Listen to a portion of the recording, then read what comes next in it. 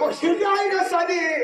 आज माझी सून अख्ख्या गावात एक नंबर शिकलेली माझी सून अख्ख्या गावात असं करता करता पाडवा जवळ आला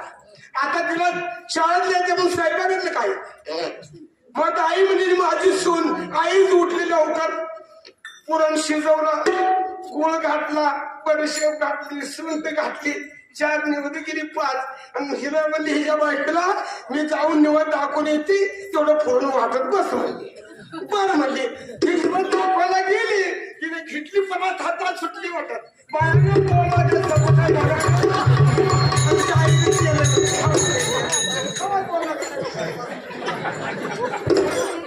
त्यातले 4 वेळा असेल ना पूर्ण खाऊ शकते का तिघाला निवड दाखवायला निवड दाखवून माघारी आहे